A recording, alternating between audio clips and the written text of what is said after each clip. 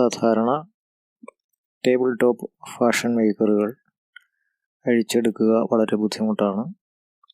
ഇതിൻ്റെ ഫേസ് കവറാണ് നമ്മൾ ആദ്യം അഴിക്കാൻ തുടങ്ങുന്നത്.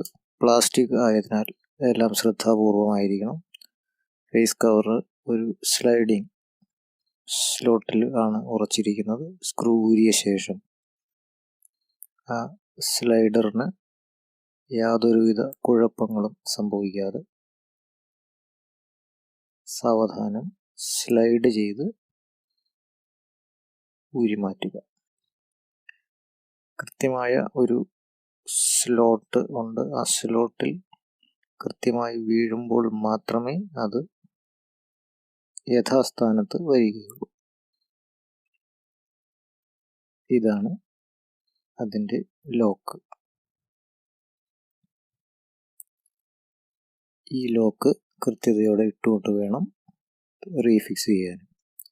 നീഡിൽ ബാർ ഭാഗത്തുള്ള ഈ വെളുത്ത ഭാഗം ഇത് അഴിച്ചെടുക്കേണ്ടതില്ല. ഇത് മെഷീൻ്റെ ഭാഗവുമായി യോജിച്ച് പ്രവർത്തിക്കുന്ന ഒരു ഭാഗമാണ്. നീഡിൽ ബാറും പ്രഷർ ബാറും റിപ്പയർ ചെയ്യേണ്ട ആവശ്യമുണ്ടായാൽ ഈ ബൾബ് ഉറപ്പിച്ചിട്ടുള്ള പ്ലേറ്റ് സ്ക്രൂ ഊരി മാറ്റിയാൽ ആ ഭാഗം റിപ്പയർ ചെയ്യാവുന്നതാണ്. ഇനി നമ്മൾ സൈഡ് കവറുകളാണ് അഴിക്കാൻ പോകുന്നത്. പുതിയതായി അപ്ലോഡ് ചെയ്യുന്ന വീഡിയോകളുടെ മെസ്സേജ് സൗജന്യമായി ലഭിക്കുന്നതിന് വീഡിയോയ്ക്ക് താഴെ കാണുന്ന ചുവന്ന സബ്സ്ക്രൈബ് ബട്ടൺ ക്ലിക്ക് ചെയ്യുക. തൊട്ടടുത്തുള്ള ബെൽ ബട്ടൺ കൂടി പുഷ് ചെയ്യുക.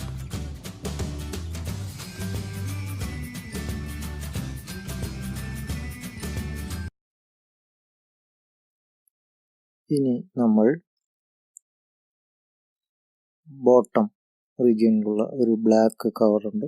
ഇതാണ് അഴിച്ചു മാറ്റുന്നത്. സാധാരണ മെഷീനുകൾ പോലെ തന്നെ അടിവശത്താണ് ആദ്യമേ അഴിച്ച് മാറ്റേണ്ടത്. ഈ ബ്ലാക്ക് കവർ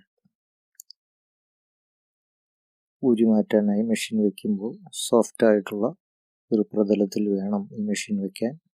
ഇതിൻ്റെ കവർ വളരെ ശ്രദ്ധാപൂർവം കൈകാര്യം ചെയ്തില്ല എങ്കിൽ പൊട്ടിപ്പോകുന്നതിനും പോറൽ വീഴുന്നതിനും സാധ്യതയുണ്ട്. അതുകൊണ്ട് ഒരു സ്പോഞ്ചോ പില്ലോ അങ്ങനെയുള്ള എന്തെങ്കിലും മൃദുലമായ പ്രതലത്തിൽ വെച്ചുകൊണ്ട് കൈകാര്യം ചെയ്യുക.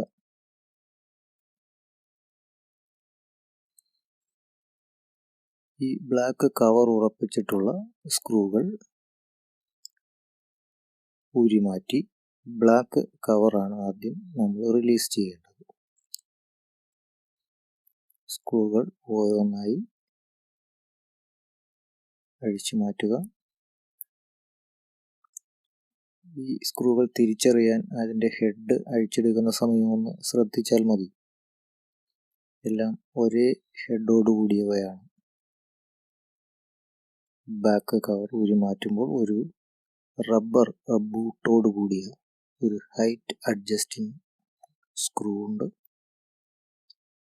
ഹൈറ്റ് അഡ്ജസ്റ്റ് ചെയ്ത ശേഷം ബൂട്ട് ഇടുന്നതാണിത്. ഇതാണ് height adjusting screw.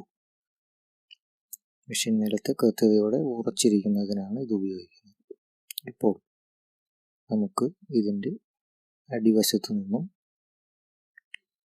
Fork, main ഷാഫ്റ്റിൽ നിന്ന് ക്രാങ്ക്, ലിങ്ക് എന്നിവയെല്ലാം വ്യക്തമായി കാണാം. താഴെ ഭാഗത്തുള്ള റിപ്പയറിങ്ങൾ ഇത്തരത്തിൽ അടിവശത്തുള്ള കവർ ഊരി മാറ്റിക്കൊണ്ട് മാത്രം ചെയ്യാം.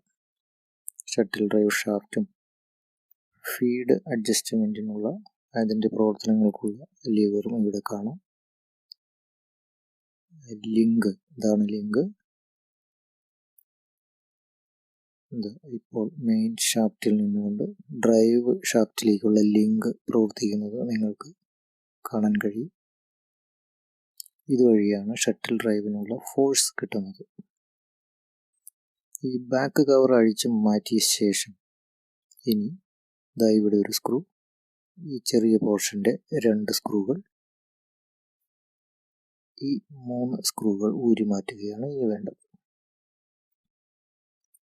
സ്ക്രൂകൾ അഴിച്ചെടുക്കുന്ന സമയം അതിൻ്റെ ഹെഡ് ശ്രദ്ധാപൂർവം നിരീക്ഷിച്ചാൽ തിരിച്ച് ഫിറ്റ് ചെയ്യുമ്പോൾ ബുദ്ധിമുട്ട് നേരിടുകയില്ല. ഈ 2 സ്ക്രൂകൾ ഊരി മാറ്റിയാൽ ഈ ഭാഗം റിലീസായി കഴിഞ്ഞു.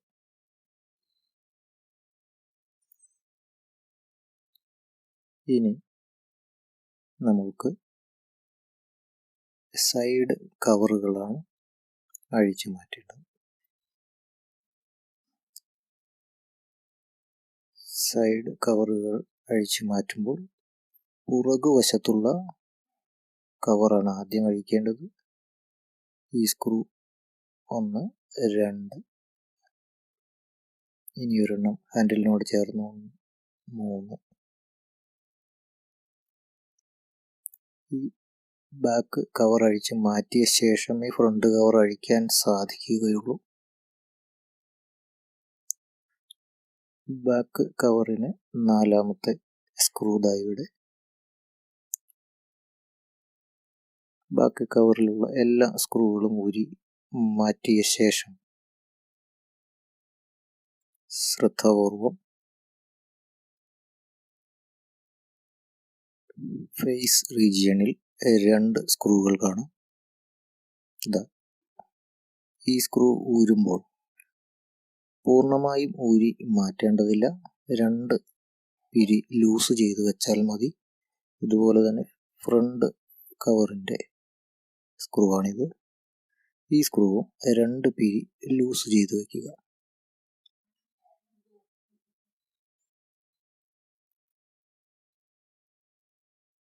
നമ്മൾ ആദ്യം അഴിച്ചു വെച്ച അടിവശത്തുള്ള ഭാഗമാണിത്. ഇപ്രകാരം ഇത് ഇങ്ങനെ ഊരി മാറ്റിയെടുക്കാം.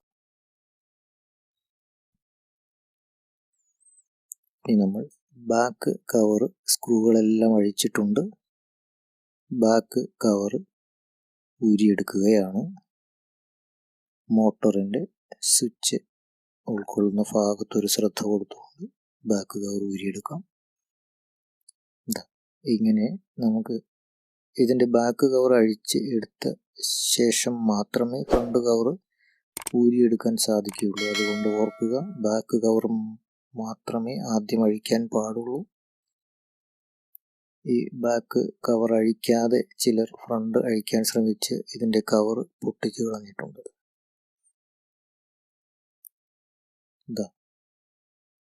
ഈ കാണുന്ന ഹോൾ, ഈ ഹോളിലൂടെ സ്ക്രൂ ഡ്രൈവർ കടത്തിയാൽ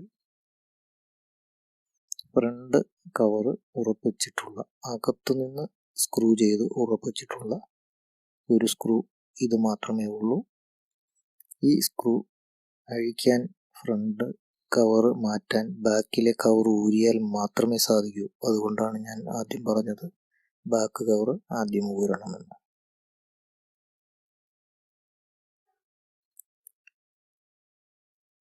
ഈ ബാക്ക് കവർ ഊരി മാറ്റിയ ശേഷം ഈ ഹോളിലൂടെ ഫ്രണ്ടിൽ കവറിലേക്കുള്ള സ്ക്രൂ അഴിച്ചെടുത്താൽ മാത്രമേ ഫ്രണ്ട് കവർ ഊരി പോരുകയുള്ളൂ.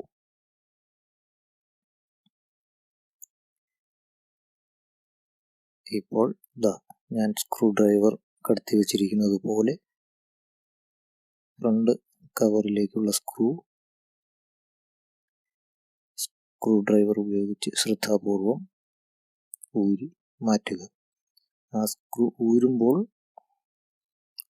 താഴേക്ക് ചാടിപ്പോകാനിടയുണ്ട്, ശ്രദ്ധിക്കുക. ഇനി നമുക്ക് മെഷീൻ ഇതുപോലെ വെച്ചിട്ട് ഫ്രണ്ട് കവർ അഴിക്കാം. ഇതിനായി ഈ 2 നോബുകളും ഊരി മാറ്റേണ്ടതില്ല. പക്ഷേ ഈ റിവേഴ്സ് നോബ് ഊരി മാറ്റണം. ഇത് പുള്ള് ചെയ്താൽ ഒരു ഹാഫ് ആക്സിൽ ഷേപ്പിലുള്ള ഫിക്സേഷനാണിത്. ഈസിയായി ഫിറ്റ് ചെയ്യുകയും ചെയ്യാം. ഊരി മാറ്റുക. അതുപോലെ ടെൻഷൻ സെറ്റിൻ്റെ നോബ്, ഇത് ഒരു തടസ്സം പോലെ തോന്നിയേക്കാം. ശ്രദ്ധിച്ചു കഴിഞ്ഞാൽ ഈസിയായി ഊരിയെടുക്കാവുന്നതേ ഉള്ളൂ. ഈ ടെൻഷൻ നോബിന് ഉള്ള തടസ്സം മാറ്റത്തക്ക രീതിയിൽ അല്പം പ്രൊജക്റ്റ് ചെയ്തുകൊണ്ട് ഇങ്ങനെ വീണ്ടും അല്പം പുറത്തേക്ക് തള്ളിയാൽ ഇത് ഈസിയായി ഊരിപ്പോരും. ശ്രദ്ധിച്ച് ഇതുപോലെ അധിക ബലം കൊടുക്കാതെ ഊരി ഫ്രണ്ട് കവറും ഇതുപോലെ ഊരിയെടുക്കാം. എപ്പോഴും ശ്രദ്ധിക്കുക, പ്ലാസ്റ്റിക് ബോഡിയാണ്, വളരെ ശ്രദ്ധാപൂർവം കൈകാര്യം ചെയ്യണം. കേടുപാടുകൾ ഉണ്ടാകാതെ സൂക്ഷിച്ച് ഊരിമാറ്റിയ കവറുകൾ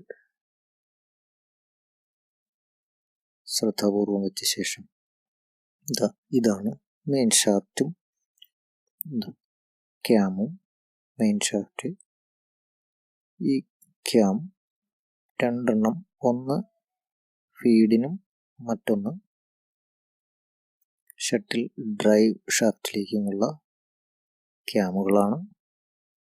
ഇത് ബോബിൻ വൈൻഡർ ഒരു സർക്ലിപ്പ് വെച്ചാണ് ഇത് ഉറപ്പിച്ചിട്ടുള്ളത്. ആ സർക്ലിപ്പ് ഊരിയാൽ ആ ബോബിൻ വൈൻഡർ ഈസിയായി ഊരിയെടുക്കാം. ടെൻഷൻ സെറ്റിൻ്റെ പ്രവർത്തനവും നിങ്ങൾക്ക് ഈസിയായി മനസ്സിലാക്കാം. പ്രഷർ ലിഫ്റ്റ് ചെയ്യുമ്പോൾ ടെൻഷൻ സെറ്റ് റിലീസ് ചെയ്യുന്ന ഒരു പ്രവർത്തനം ശ്രദ്ധാപൂർവ്വം നോക്കിയാൽ കാണാം. ആ ടെൻഷൻ പ്ലേറ്റുകൾ അതുപോലെ നോബ് തിരിച്ചാൽ ടെൻഷൻ പ്ലേറ്റിലേക്കുള്ള സ്പ്രിങ് അകലുകയും അടുക്കുകയും ചെയ്യുന്നത് തിരിച്ചറിയാം. ഇങ്ങനെയാണ് ടെൻഷൻ വ്യത്യാസപ്പെടുത്തുന്നത്. ഇതിൻ്റെ പ്രവർത്തനവും എന്തെങ്കിലും അപാകതയുണ്ടെങ്കിൽ റിപ്പയർ ചെയ്യാം. ഒട്ടുമിക്കവാറും ഭാഗങ്ങൾ നമുക്കിപ്പോൾ കാണാവുന്ന രീതിയിൽ തന്നെയാണ് ഈ മെഷീനിൽ അറേഞ്ച് ചെയ്തിട്ടുള്ളത്. ഈ മെഷീൻ്റെ 2 പ്രധാന നോബുകൾ, 3 ടെൻഷൻ സെറ്റ് ചെയ്യുന്ന നോബ്, റിവേഴ്സ് നോബ്, മെഷീൻ്റെ മോട്ടോർ ഘടിപ്പിച്ചിട്ടുള്ള ഭാഗങ്ങളും ബെൽറ്റും, ഇവിടെ ബോബിൻ വൈൻഡർ പ്രവർത്തിക്കുമ്പോൾ മെയിൻ ഷാഫ്റ്റ് കറങ്ങാതിരിക്കാൻ ഒരു ലോക്ക് സംവിധാനം അറേഞ്ച് ചെയ്തിട്ടുണ്ട്. ബോബിൻ വൈൻഡ് ചെയ്യുന്ന സമയങ്ങളിൽ മെഷീൻ പ്രവർത്തിക്കാതിരിക്കാൻ വേണ്ടിയാണ് ഈ സിസ്റ്റം അറേഞ്ച് ചെയ്തിട്ടുള്ളത്.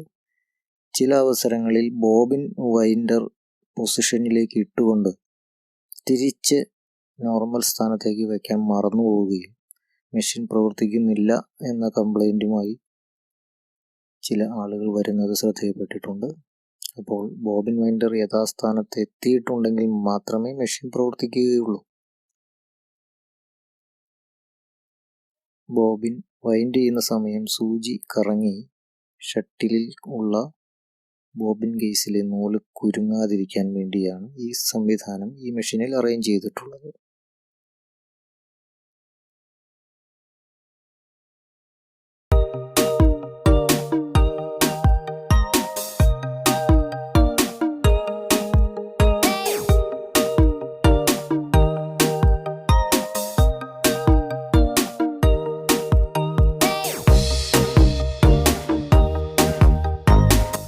എൻ്റെ പേര് ബേബിയാണ്.